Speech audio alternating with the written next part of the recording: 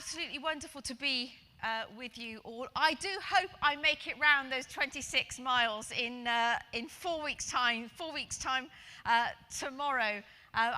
We haven't done there hasn't been a marathon sort of since pre-COVID.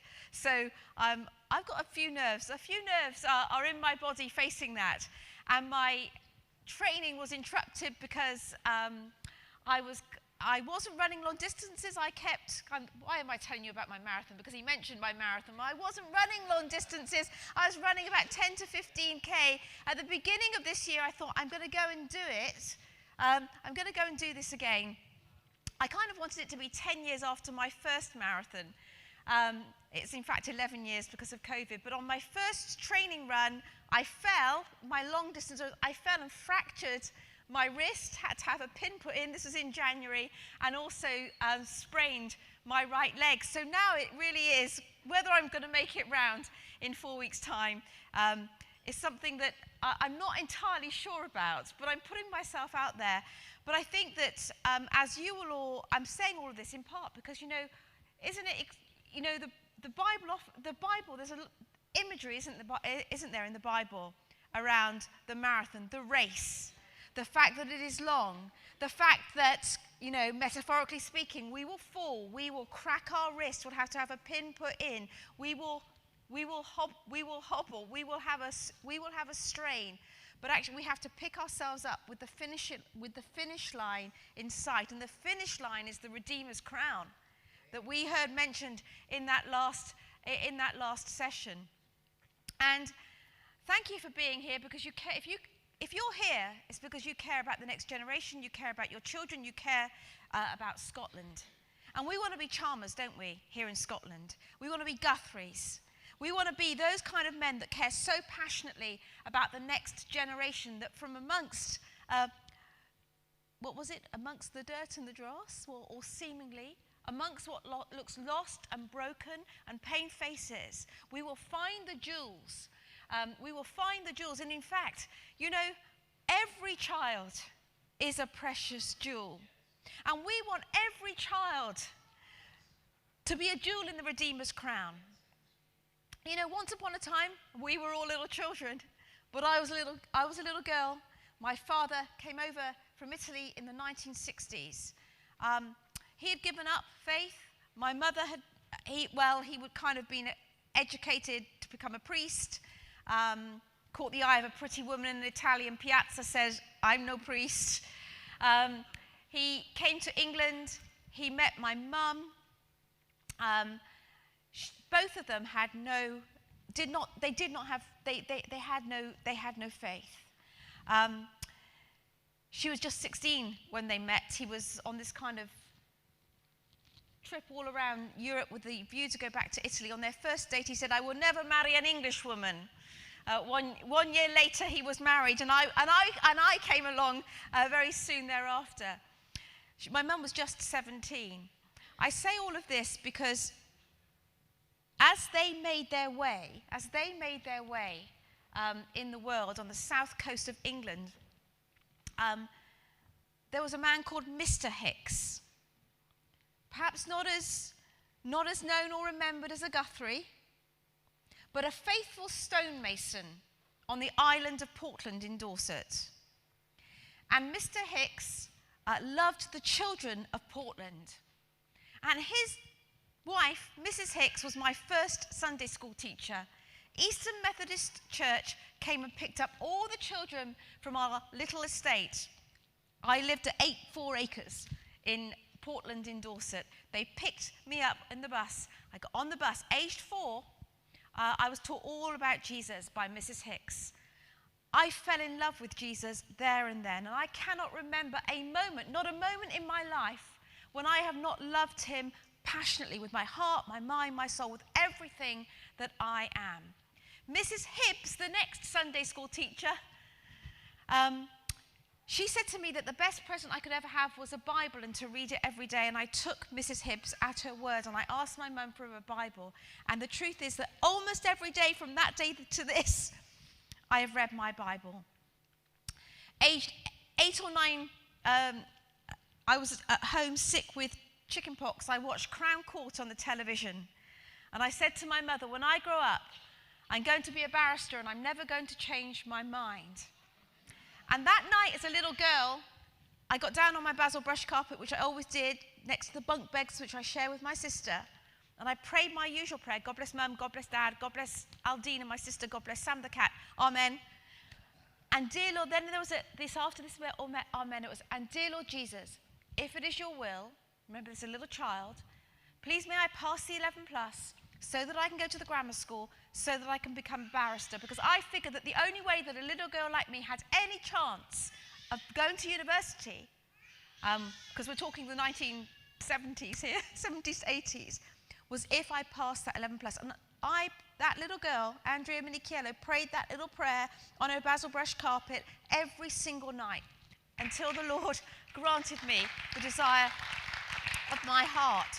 Now, I say all of this because you're passionate about children, and I'm saying this because you're speaking to little Andrea Williams. That's who you are speaking to. That's who we are speaking to. If we're mums and dads raising our children, then we hold the hearts of our little children in our hands. They are entrusted to us. They are entrusted to us, the parents. They are entrusted to us, the leaders. They're church leaders. They're entrusted to us by God. They're His gift. They're His blessing. And you know, I'm so grateful that Sunday school bus picked me up, but not just, it wasn't just me that was changed for a lifetime. My sister, my brother, and my parents, the whole family became Christian as a result of the faithful work of Eastern Methodist Sunday school. This is the critical importance of raising up the children. And I want to tell you something else. I was such a good little girl. Well, as John William Noble was reminding us, I was obviously fallen and sinful, but I wanted to be good. And I wanted to please the teachers. And I believed everything my teachers told me, everything. And I can remember the first time I disagreed with a teacher. I was, I think, 12 to 13 in an English class at Weymouth Grammar School, when Mr. Tempest said, "There is no God." And I remember, we were in rows on desk, and I put up my hand. And I said, "Sir, I disagree." And there's, that for me was quite a moment, because I know it may have been a different era, but the truth is it took me till age 13 not to entirely absorb everything that those in authority over me were teaching me. Now let's think about today. Today our little children go in age 4 to schools. They can, what gender do they identify in? Let them be free of expression. Let them do, there are no boundaries. There are no, they're being, what's happening to them in the schools? They're actually being sexualized. Are they being taught that they're made in the image of God? Male and female, are they taught that they have a plan and a purpose given by God? How do we think our children will be happy? Only when they know the plan, fully the plan and the purpose of being made in the image of God. How will they live full lives? Only when they know that purpose.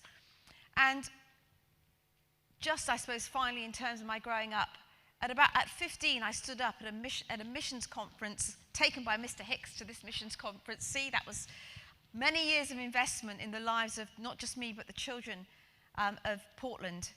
But I stood up and said, "Lord Jesus, I'm surrendered. I'll go wherever you have me go. I'll do whatever you'd have me do. But please may I still be a barrister." And you see, the thing is this. I went on to become a barrister, called to the Inns of Court School of Law, practiced criminal and family law.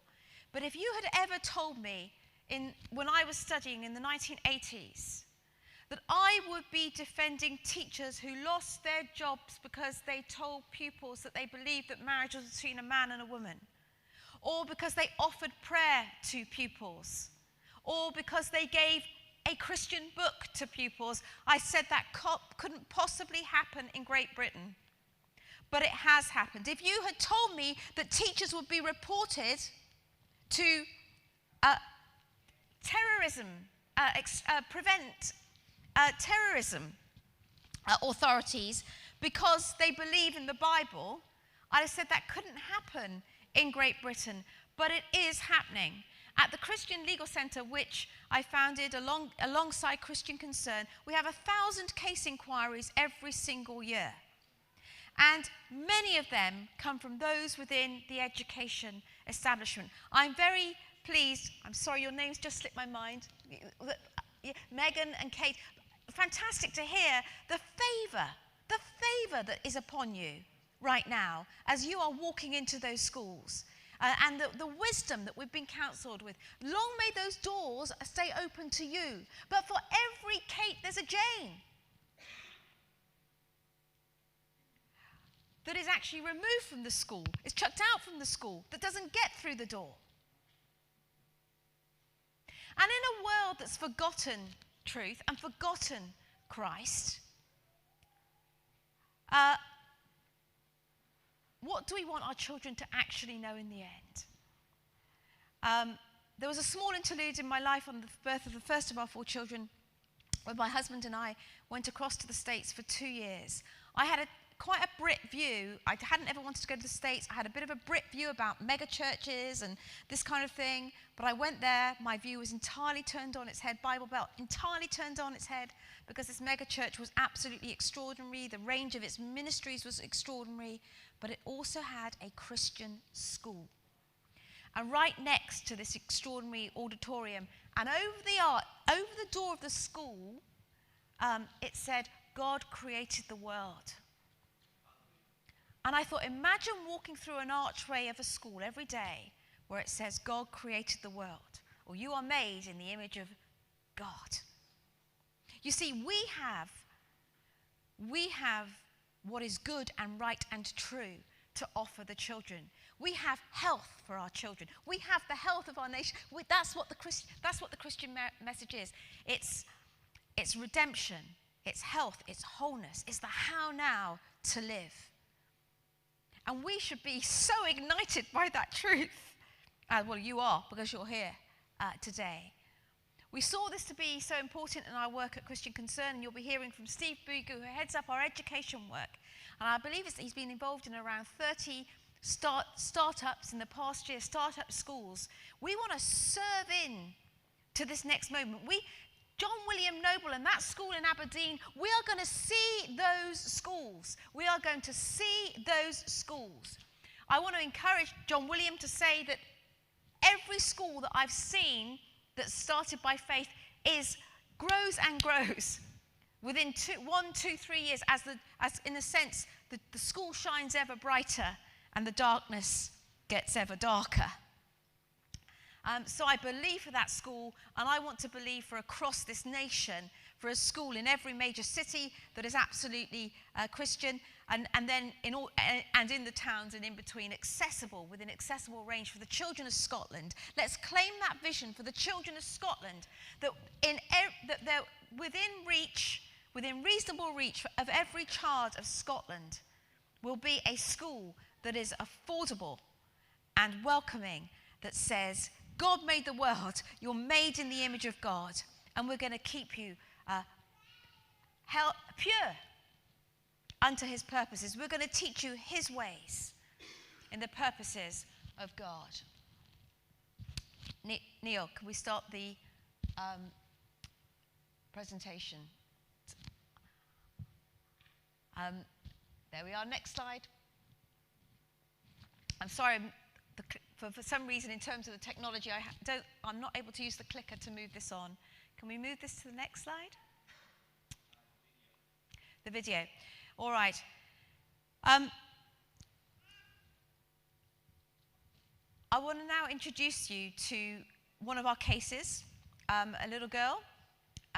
Listen to her story.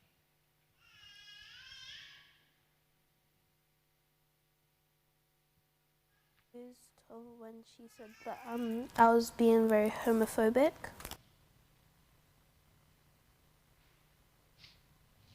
So she was excluded from school because she said she didn't want to I participate in only Pride. learnt what homophobic means the other day, and it means that you don't like LGBT people. So I was confused when she said that I was being very homophobic.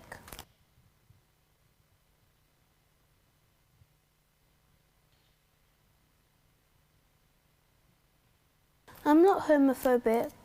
I'm just against the point of putting it in schools and teaching it to children. So words were put in her mouth, false allegations were said by the teachers. This was actually I think that they're trying to confuse children into saying, what are you? Because before anybody knew what LGBT meant, everybody knew what gender they were. But now people are confused and they're saying that they're bisexual and trans because they're confused, and 10-year-old people are child, trying to say it's bisexual, okay. trans. But before all of this happened, they were completely confident of who they were, but now they're not. My mum isn't telling me to say this, it's completely myself, because my mum's not the one that's going to school to see this happening. I am. Mum putting this into your So head, that's this evil, they is said. my opinion and what I'm saying to stop LGBT lessons from happening in school, because it's really affecting other kids, and even though you might not think that it's affecting other kids, it is, because now they are losing confidence in themselves and looking at themselves and thinking, why am I this person, why can't I be someone else? I thought the teacher said this is actually doing good for the kids. It's bringing them knowledge and to be more happy with themselves. Are you saying that this is doing the opposite? Yes, I'm saying that teachers and other people that are teaching this to young kids are completely wrong, because they're saying that it's doing children and people good, but it's not. Because before all this happened, people knew who they were and they knew who they're proud of, and they knew their self. But since this came out and into school, children are now facing the choice of what gender they are by the age of 4. Some people by the age of 4 are saying that I don't want to be a girl anymore, or I don't want to be a boy anymore. But that's because schools or nurseries are trying to say to children that it's okay to become something else that you're not. So that was in 2019. Her mother got visited by the police and by social services to actually ask what she was teaching her children. Bear in mind, this is South London school, single mum.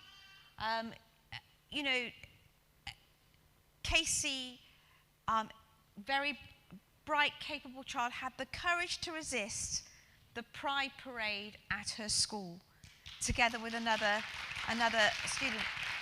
But the pressure, she was put outside the headmistress's office for 6 hours in isolation. She was then suspended from school. And when she returned to school, she was isolated and ostracized. So we found a safe school for Casey. And then that was to finish off her primary education. And then we've had a safe schooled her into a secondary Christian school. But I'm going to tell you what happened to that Christian school a little bit later in this presentation. So imagine that in England, we're safe schooling. Police are visiting and social services are visiting. The mother of that child, the single mum, is doing a great job who works the tills at Tesco's. And they found us. They found the Christian Legal Centre. Imagine the ones that don't find the Christian Legal Centre. Imagine the stories that I hear of children like Casey who stand up, or who are told, those of you that don't believe that marriage can be between 2 men and 2 women, stand over here, and those of you that don't, stand over there, and you get 1 or 2 children over here saying that they don't believe in it, and all the rest over here, aged 8 and 9 and 10. This is happening in our schools. I presume it's happening in Scotland. By the way, I come to you as someone who loves Scotland, loves the Scots, but I'm called to the bar in England and Wales. I've lived my life focused in and around Westminster into the European courts. So please, my knowledge comes from there. That's what I've lived and worked. I think that a lot of it is going to be translatable in a sense to exactly what you're facing here. You are going to know you're going to know your parliament. You're going to know your laws better than I do. I'm going to try and bring something to you this afternoon. But I want you to. You are here. You have been given your land. You've been given Scotland. This is your territory. This is your territory. This is the Lord has placed you here. And I hope that what I bring is useful to you. By the way, we were here. It was our organisation that actually served the Scottish churches to win that great victory that looks at the fact that churches should be permitted to stay open.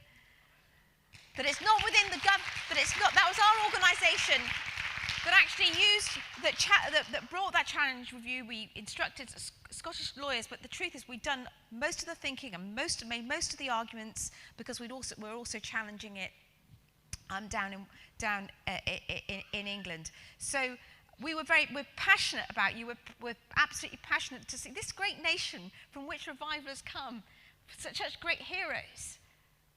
And it breaks my heart to see Scotland so advanced in what is anti-Christian legislation. Neil, to the next slide, please. So here we have year 1 in Heavers Park Farm School. We have been learning about Martin Luther King. So this is in October.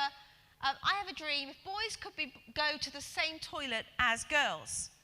And this is actually being put out on their Twitter account, their Instagram account, as something that they're proud of. So this is the situation that we're in. Next slide, please. Case last month. This is a Church of England chaplain in a Church of England school. Educate and Celebrate with Ellie Barnes is coming into their school to deliver the sex education. Ellie Barnes is someone, she's got an MBE, but she's got an honorary doctorate from the University of Aberdeen. By the way, if you want to go back and weep, look at her speech to the Aberdeen students, Ellie Barnes' speech to the Aberdeen students, from which she's got an honorary doctorate. But she talks about smashing heteronormativity and putting LGBTQ absolutely through the whole curriculum. She came into his school and the kids said, do we have to accept all of this? And Bernard Randall, a very mild-mannered, literally a mild-mannered Anglican chaplain, said, in response to that question from the pupils, did a very mild-mannered, modern, kind, very calm. We didn't have that fire that we've got from John William Noble earlier. There was none of that. It was all very, you may, and you may, you're free, you can go, he's delivered it, you can see it on the Christian Concern website, you can actually read it word for word. For that, he was reported to Prevent, again, as an extremist, and he was removed from the school. And the next slide, please. That's Ellie Barnes. We can't. Go back to Bernard for a second. Furthermore, the Church of England diocese did not support him either. There's a Church of England school, so they did not support him when he came into trouble. When he came into trouble around this, he was reported also as a safeguarding risk to children because of his views. So safeguarding is being used because you believe the Bible. This becomes a safeguarding risk, and you're unfit to work with children. everything about his sermon, everything is actually online. Okay, move the slides, move them on and on. And this again, just, just the pride, that pride picture there, just go back. What we see there, that's Pride, Regent Street in 2022. I think what I just want to say there is that kind of pretty much sums it up, doesn't it? The centre of London, no doubt this was absolutely the same in Edinburgh, Glasgow. You have the pride flags, the pride trans flags in your shop windows, everywhere. Society saturated. I just kind of wanted at the start of this to give you, you've got the pupil who gets punished. You've got the chaplain in the school, the teacher that gets punished. You've got the streets and society basically saturated in pride. Fly this flag, or fly this flag, go silent, submit, or be punished. Next slide. Right here, I think our vision, and certainly the vision of Christian Concern, but I think that the vision of many in this room, the reason why you're here today, is that we want to see society transformed at every level by the gospel of Jesus Christ. We want to see a gospel reformation, as happened in Scotland before. We want to see a Scottish Reformation. We want to see a Scottish revolution for the glory of Christ Jesus. And what does it mean to really love Jesus, to really honour him? It is to love him with all our heart and mind and soul and not be afraid of what it is that comes against us. I think that I told, and I could see it somewhat working with, I hope I don't speak out of turn here, but it's kind of what the devil's really good at, not just in Scotland, in Great Britain, and indeed across the world. He's really good at dividing God's people, isn't he? The world is like literally crashed. Our kids are sick because they're being fed poison in our state schools. And our churches and Christians can be fighting over, don't mishear me, I think doctrine's really important. I do. But we can be fighting over all sorts of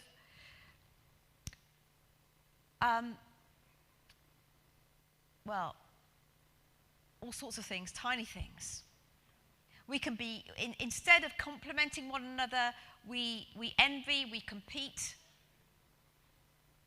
The need for unity in the gospel, truly in the gospel, is so vital. The devil has a really good laugh, really, at our expense. Colossians 1, again, I think John Williams spoke about this, but really is, there's no secular neutrality, this myth of secular neutrality, this myth that a curriculum can be neutral. Colossians 1, the Son is the image of the invisible God. Every facet of truth, everything holds together in him. He was before the beginning, he was there at the beginning in Genesis 1. The living word, the living God, Jesus. One day every knee will bow. All truth flows from him. He's the master and he's king, and one day every knee shall bow. Everything flows from the supreme truth of Jesus Christ. And in this world, we're either oriented towards him, our educational system is orientated towards him, or is against him. There is no neutral ground. Next slide. Righteousness exalts a nation. A nation is a reflection of the church within the nation. So we can't say, oh, look, isn't it sad? They've all rejected God, all those people. What if they didn't ever know him? What's the church been doing? Who does God have to speak? Creation, Scotland waits in eager expectation for the people of God to be revealed, for the church to be revealed. And if your parliament looks sick, well, it could be a reflection on the church within the nation. If our school system looks sick, then it's a reflection of the people of God within the nation. Righteousness exalts a nation, and sin is a reproach to its people. A holy people is a happy people. Next slide, please. So to the law, that I think that you are currently dealing with here in Scotland. Well, as you know, since the 1990s, I'm going to be reading from these slides. You can follow it. If you sign up to receive emails from Christian Concern, if you don't already, if you sign up to be part of the Christian Concern family, then we'll make sure, following this, that you get a full set of these slides and of Steve's, the presentation that he will give later. So Scotland, education is devolved. In developing the relationship, sexual health and parental education in schools guidance, the Scottish Government has taken account of a wide variety of legislation. So the standards in Scotland Schools Act of 2000 says, where school education is provided to a child or young person by or by virtue of arrangements made or entered into by an educational authority, it shall be the duty of the authority to secure that the education is directed to the development of the personality, talents, and mental and physical abilities of the child or young person to their fullest potential. In carrying out their duty under this section, an educational authority shall have due regard, so far as is reasonably practicable, to the views, if there is a wish to express them, of the child or young person in decisions that significantly affect that child or young person, taking account of the young person's age and maturity. That's the year 2000. It doesn't mention parents there. It talks about having due regard to what the children's wishes. So there's a little bit of danger in that section too. So to the next slide, please. In the same Act, section 58, the Scottish ministers may, as respects education about sexual matters, which is provided by educational authorities in the schools managed by them, issue what? Issue guidance. What is guidance? Guidance is not hard law. Guidance is guidance is guidance. If you don't want to be guided by that guidance, you don't have to be guided by that guidance. You can rip it up in law. Strictly speaking, in law. To those authorities, as to the manner in which such education should be conducted, an education authority shall, in discharging their functions as respects the provision of such education in their schools, have regard to such guidance. If you don't like the guidance, you can rip it up. Now,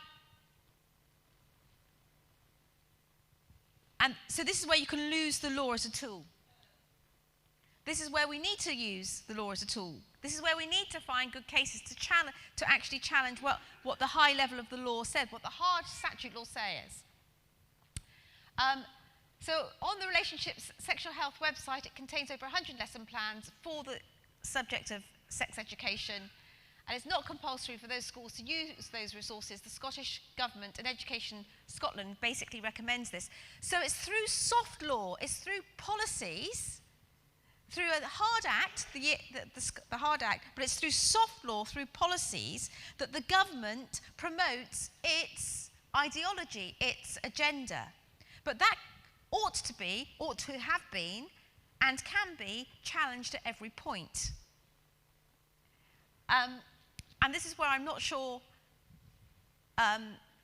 shame on me, to be honest. It's partly because there's so much work that comes across my desk, but shame on me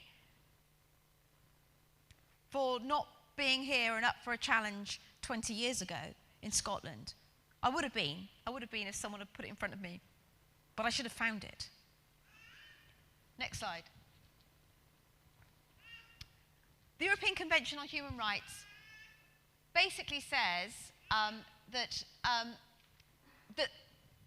and Scotland is bound by the European Convention on Human Rights. So again, in hard law, what do you have? You have a European Convention right that says where parental rights are respected over the child. And that in law that we have to have due regard for the parents' wishes.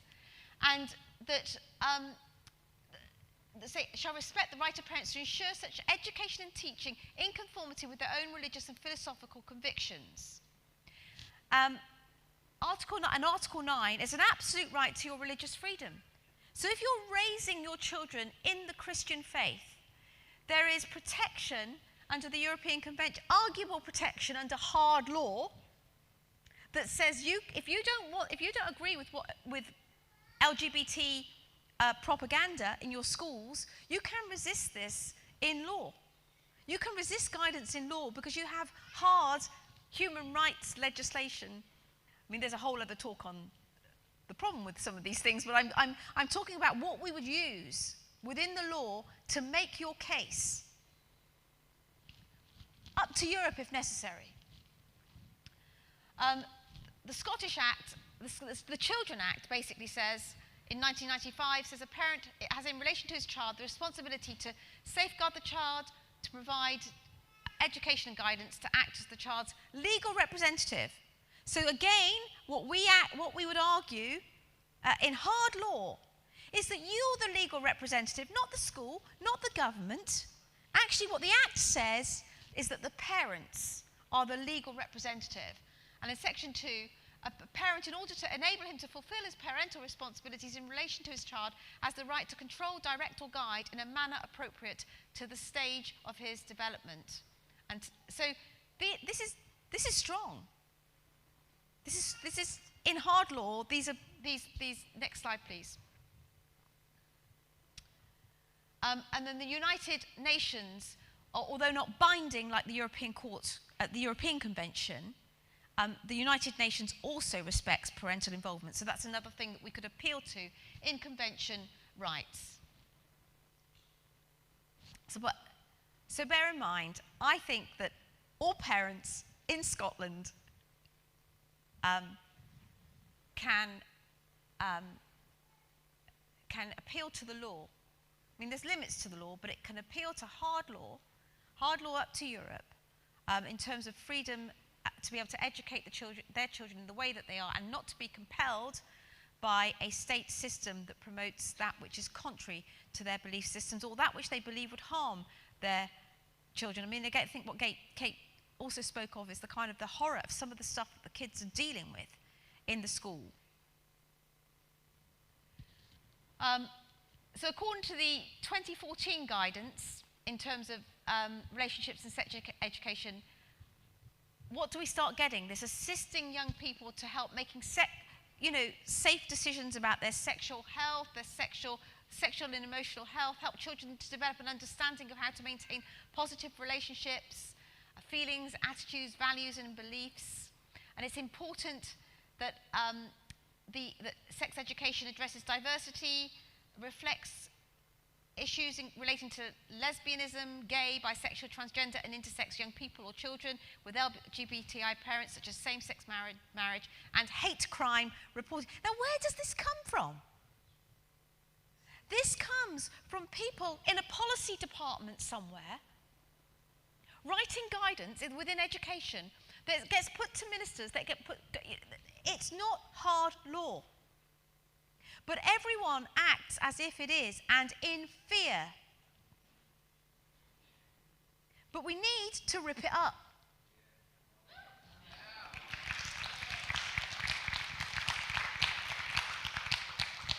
And of course, it comes into Scotland, but we've also got the World Health Organisation's definitions of sexual health and sexuality. This is the kind of place where a lot of this guidance is coming from, which is deeply unhelpful. So kind of identities as bi, trans and so on, all of this stuff is also coming from this kind of global network of policy makers. Again, soft law, not hard law. Next slide. So the statutory guidance is not framed as a mandate regarding how the lessons are planned and delivered, all right?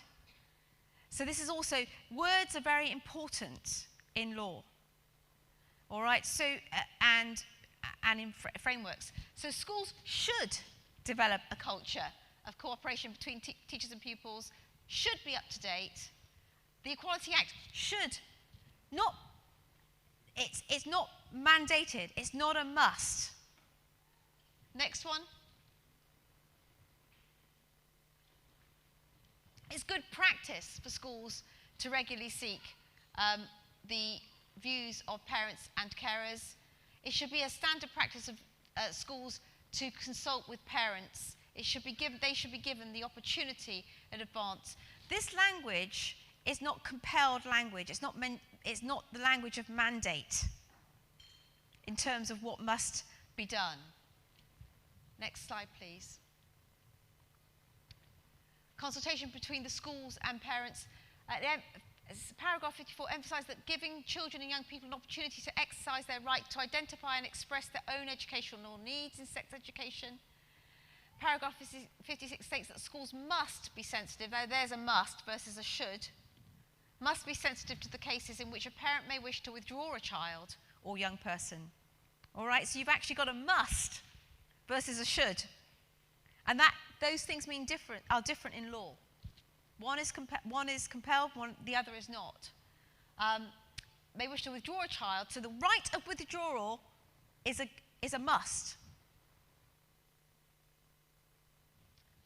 However, where aspects of sex education are discussed across many areas of the curriculum, it would not be possible for a child or young person to be withdrawn from lessons across the curriculum. And so what we've got there is what we've got, because it's crept in now, is this lack of parental permission to withdraw. So what you've then got within the law is a competition, but it's pretty feeble on their side at the moment. But what you have is a collective. You have a collective submission by parents, teachers, church leaders to actually something that is just guidance. A collective submission to the culture, a collective silence, a collective fear. Now I know that you are not those people, because you wouldn't be here. I know that you have movements in Scotland that resist this. So these things, your Christian Values Education Forum, the Scottish Family Party, that collection of pastors that came together to say that the government cannot close our churches. I believe that collection of pastors could start the Reformation in this land, a movement of schools in this land. We have, this is important. Next slide, please.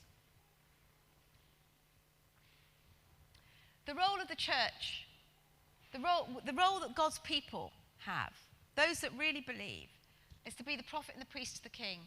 If I profess with the loudest voice and clearest exposition every portion of the word of God, except precisely that little point which the world and the devil are at that moment attacking, I am not confessing Christ, however boldly I may be professing him. Where the battle rages, there the loyalty of the soldier is proved, and to be steady on all the battlefronts besides is mere flight and disgrace if he flinches at this point.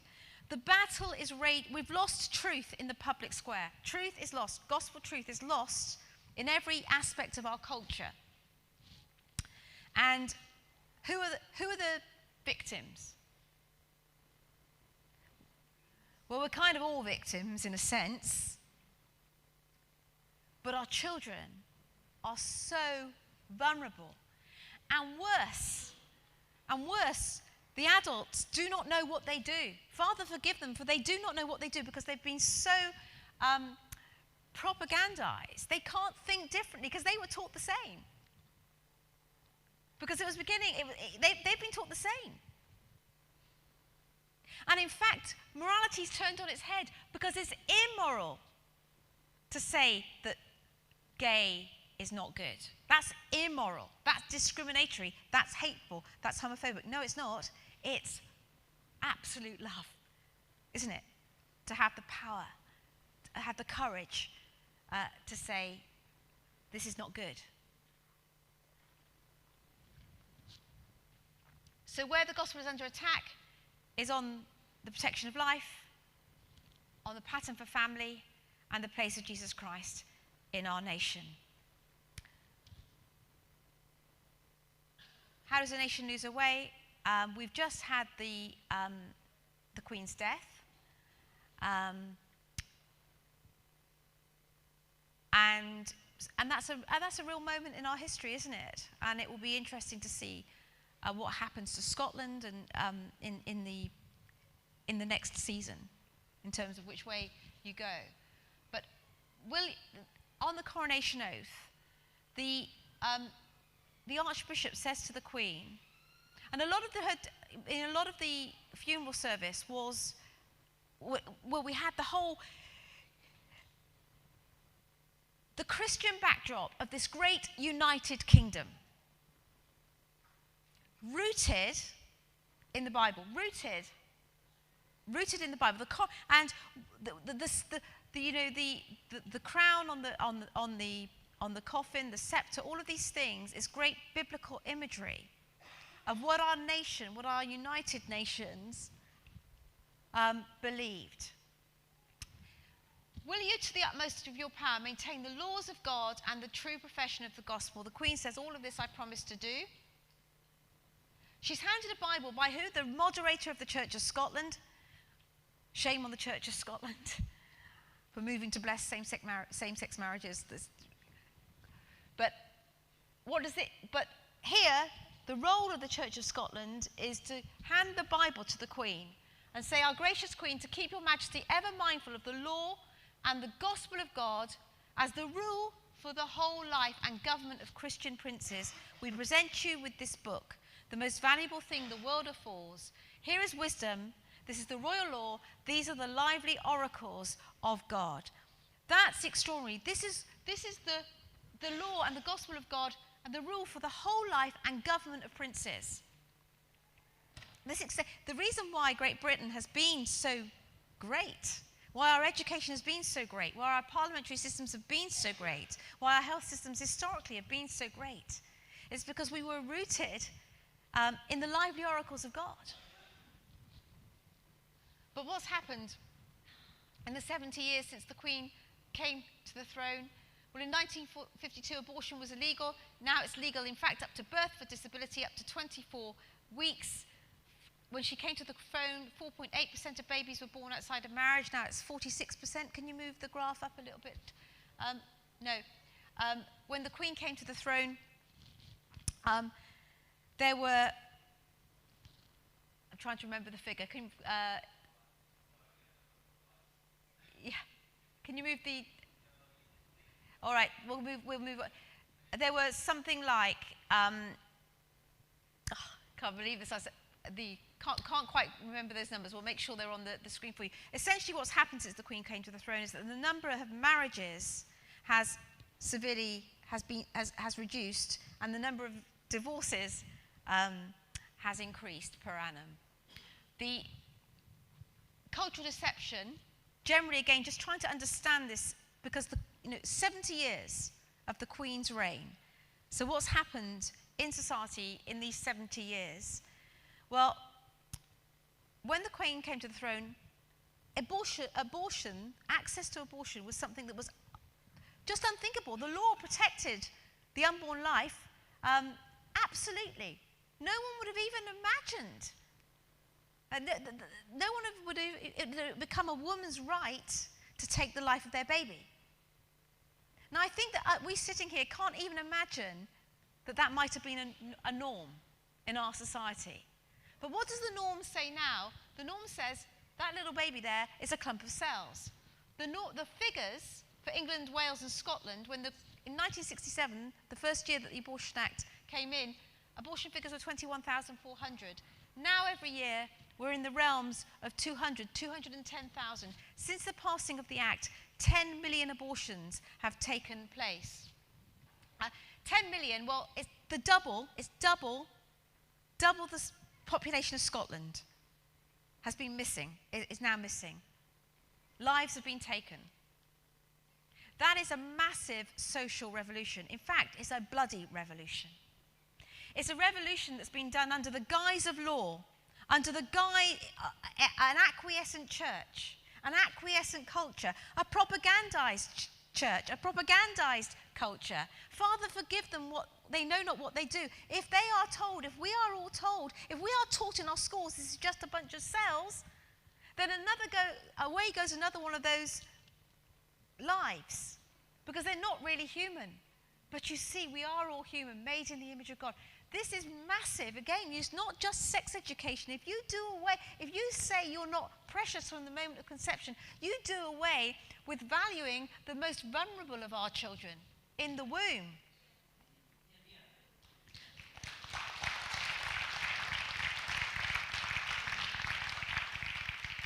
Next slide, please, Neil. Similarly, at the end of life, we fought this battle over the summer in the courts, a very difficult case. But we were arguing in the courts, they were arguing, asking whether or not on the balance of probabilities this child was dead. You can't be dead on the balance of probabilities. You can't make hard law at the end of life on the balance of probabilities. You can't make hard law that says it's in the best interests of a child to die when the mother says, I want to give the child more time. What role is it of the state to say, we will come in and say it's in the best interests of the child to die when the mum says we want to give him more time? That is a state. That's a state that's not functioning properly. And also you get the slippery slope effect. We heard just this week, didn't we, of the girl who got traumatized because she was she got caught in bombings about 5 years ago. And she took her life because she was traumatized, because she was depressed. She was euthanized by Dignitas. She chose it. She's only 22. What kind of society allows a 22-year-old with depression and post-traumatic stress disorder to euthanize themselves? Take control. Is that what we're teaching our children? What life is not always worth living. The gospel says your precious from the moment of conception to the point of natural death. The gospel says that no matter how depressed you are, how traumatized you are, that there is a gospel revolution, there's hope and restoration. And that's how we need to care for our children. Next slide. Cultural deception says this man, a heavyweight wrestler, can become a woman. Next slide. Cultural deception says the family oppresses. The oppression of people starts in the most basic use. This is Peter Tatchell. Peter Tatchell is the darling of free speech. He's called a human rights campaigner, but he was there at the beginning of the gay manifesto, the Gay Liberation Front. Just can I go back to that slide, please, Neil? The oppression of people starts in the most basic unit of society, the family, consisting of the man in charge, a slave as his wife, and their children on whom they force themselves as the ideal models. The very form of the family works against homosexuality. We must aim for the abolition of the family. Well, that's what you've got in your schools. And you see, these ideas came outside, it became cultural pressure. That was 1970, but they have won for the moment, but they don't win in the end, because we know who wins in the end, don't we? Next slide. Cultural deception. This is me with my family, my 4 children, my 1 son in love on the end. But cultural deception says that this unit is an oppressive unit. Next slide. How did it all happen? Okay, whizzing through this, because there will be the comparative laws in Scotland. How did it happen? 1960s, contraception pill, sex, presumably more free sex, not within the confines of marriage, was meant to set women free. What did it in fact do? Well, meant to set women and men free. It's kind of become a slavery, hasn't it? Become a slave to our bodies. So what you then get is the contraception pill, that as a result of having sex with people that you're not married to, the consequence of sex, which is procreation, God gave us, this is why his pattern works. This is why we need to teach our children, our little boys and our little girls, about why this pattern works. The consequence of having sex outside of God's rules means that we then procreate outside of God's rules. And then if you procreate outside of God's rules and are not then willing to take responsibility for having made that mistake from which God can absolutely redeem, you kill the life of the procreation. this is why teaching the children the way that they should go from the very beginning, in all facets. There's not one facet that is out. Every facet of truth holds together. Are we the church, as the church spoken? Does the church speak on this? Because the society speaks on this, and society gets rid of the problem.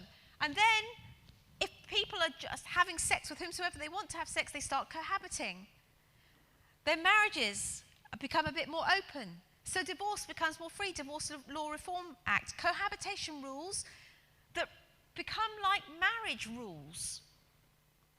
The problem thing is cohabitation isn't marriage, but it forms a basis in law that becomes a bit like that. You then move to Matrimonial Causes Act, to 2021, where you literally have unilateral divorce now. In England, you can now literally divorce by internet. Only one party can say, it's like Sharia divorce. I divorce you, I divorce you, I divorce you. And the rise of pornography. Next slide. First Gay Pride Festival was only in 1992. If you think about that, when you want to think about change, when you want to think of sort of, where are Pride festivals? They're in the middle of cities, yes? Can we imagine a family festival? Can we imagine a purity festival?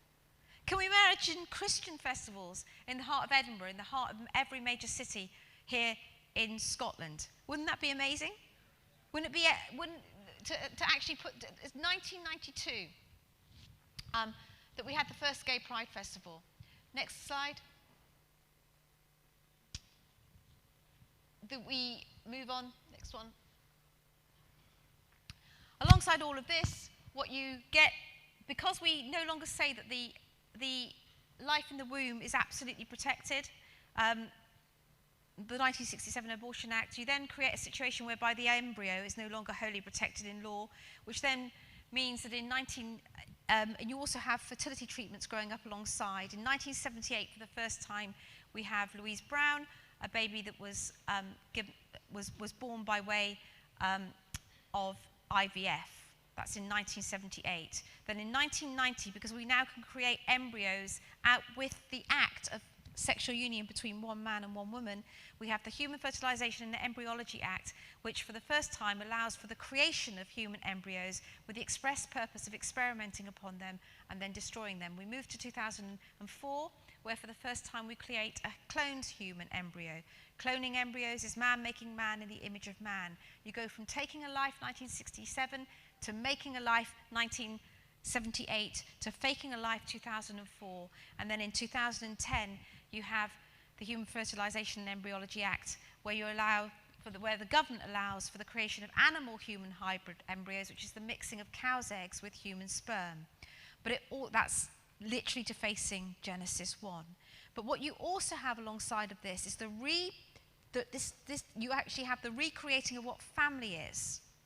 So now, because it's possible, because all the surrogacy laws opened up, you now have a situation whereby 2 women can access sperm, 2 men can hire a surrogate womb. All of this becomes possible.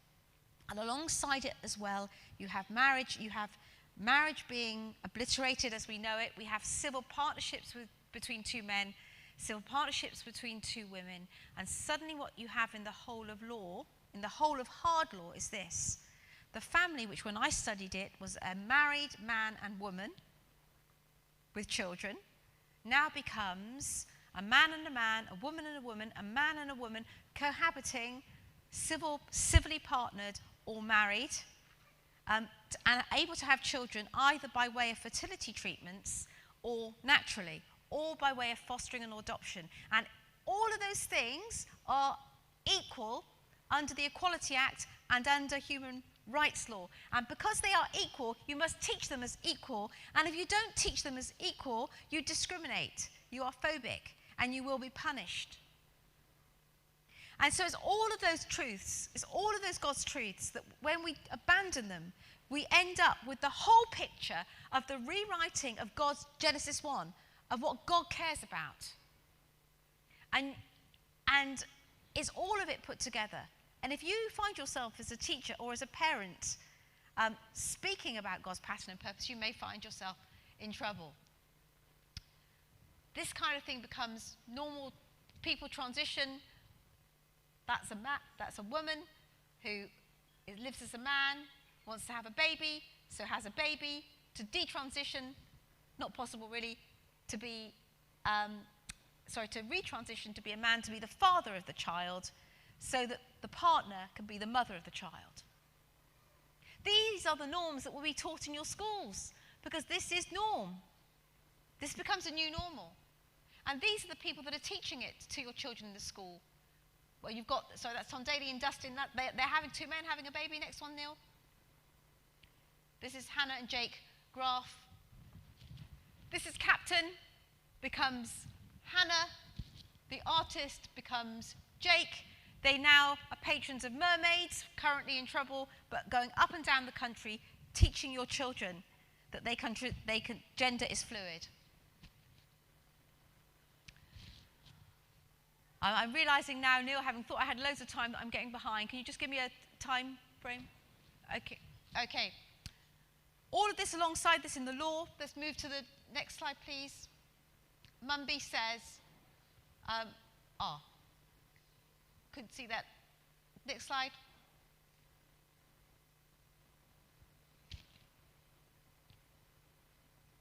Sorry about the fact that this is not, we won't, all right. These parents back in 2008, we're going fast now.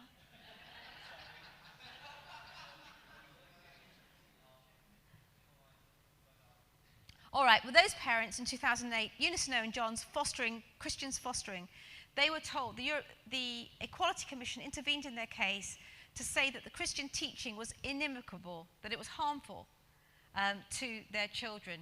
We managed, so they were actually held back from fostering. That judge, who was the president of the family division, Mr. Justice Mumby, said religion should never, Judeo-Christian principles should never be part of the law of England. That is an absolute contrast to the whole of our common law, which is rooted in Christian values and Christian precepts.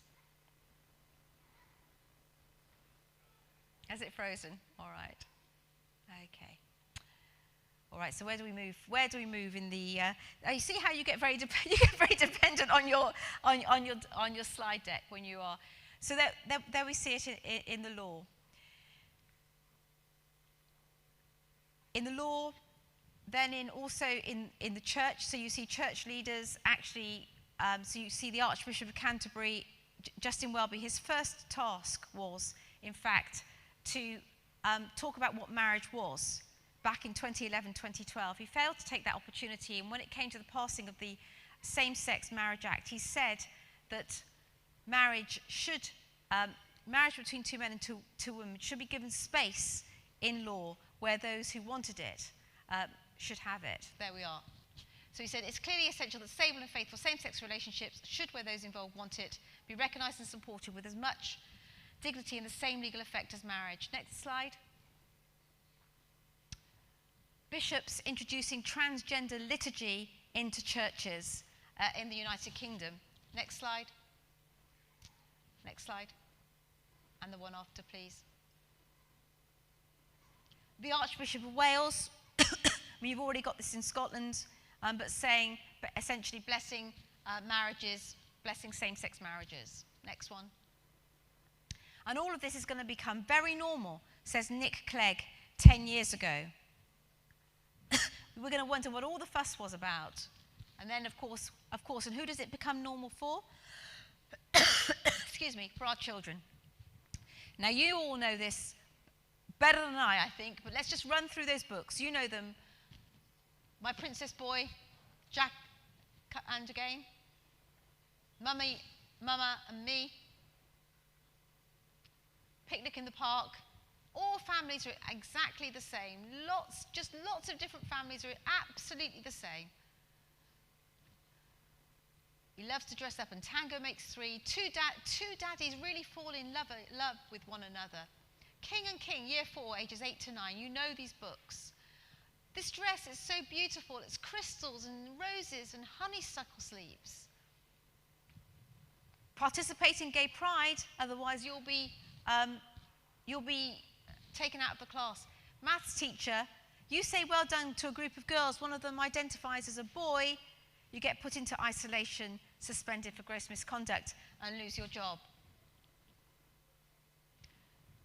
Answer a question on what marriage is as a Christian, answer that correctly, get suspended for gross misconduct. We managed to get her job back.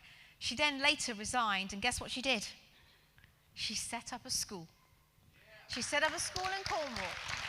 She started with a nursery school, then she didn't want to let go of those little children that were in her care. So she hired a teacher, a primary teacher, to look after the top end of the nursery school. That's how it starts. You know, it doesn't start with everything fixed. You walk in by faith. I think that so many churches in this nation of Scotland have the facilities. This is a facility. They have the facilities. They have the personnel to keep the children in their care safe and to make schools. It's not hard.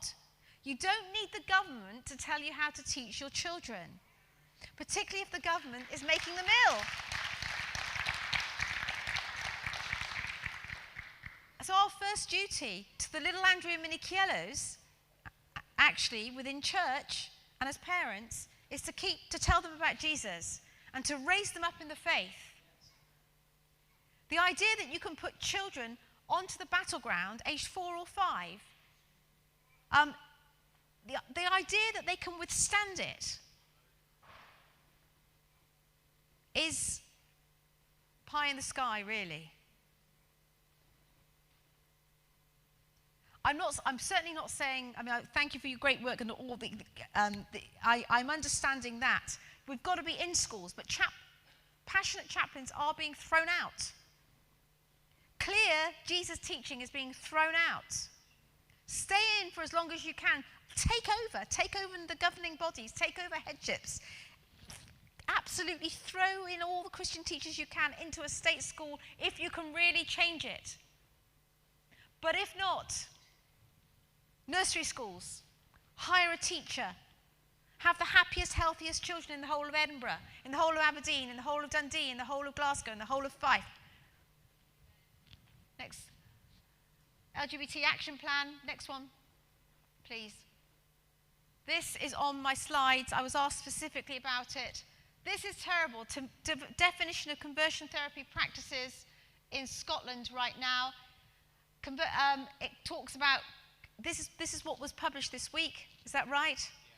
This is what we have to deal with, because this again what's going to happen in schools is, unless you accept how a child is, if you try and speak to them, if you speak about them, speak to them, and actually try to probe why they may be behaving in the way that you are, you may find yourself actually subject to criminal sanction here in Scotland if this goes forward. So this must be resisted with all your might.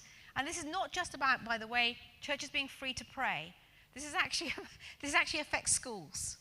This affects us in youth meetings. This will affect everything. It's literally the speaking of the gospel will be affected by if this becomes law. We must not allow this in Scotland to become hard law. To the next, can we go back then? How many slides do we have on that? Because I want to just move back another one, please, Neil. And to the next one, sorry. Okay, let me just read this, and then I'll finish really fast. Extending domestic abuse laws beyond the home. Many victims of conversion practices have described a series of controlling or coercive behaviours and acts which may cumulatively amount to conversion practice. This can include curfews for young people. Parents, you're keeping your kids in? Shame on you. Yeah? Restricting access to transporter spaces. Keeping your children away from that group of people. Or spaces, gatekeeping access to healthcare, discouraging disclosure or discussion, all done with the intention of suppression. Parents, you're trying to keep your children safe, and the authorities, the teachers, the police, the social workers, you will affirm your child in their chosen gender. You will affirm their child in their sexual activity. Otherwise, we will criminalise you. This is what's being proposed, and it's why it must be resisted. We can mount a legal challenge on this, by the way. This can be compared to coercive control in a domestic abuse situation. You're domestic abusers. However, current domestic abuse legislation does not cover conversion practices in relation to gender identity, sexual orientation, or gender expression, as limited to control by partners or ex-partners. We therefore recommend that the Scottish Government consider the inclusion of coercive control as a form of coercive practice as a criminal offence within the proposed legislation. Where parents or guardians have engaged in conversion practices, the modification or even withdrawal of their parental or guardianship rights, so withdrawal of your parental rights, is envisaged if you don't affirm your child in their chosen gender or in their chosen sexual practice. Youth worker, you're an abuser. It's criminal not to affirm the person in your youth group in their chosen gender or in their sexual practices. It's a next step. If this becomes hard law, then people will be criminalised, parents will be separated from their children. And so it's very deeply sinister and it's serious.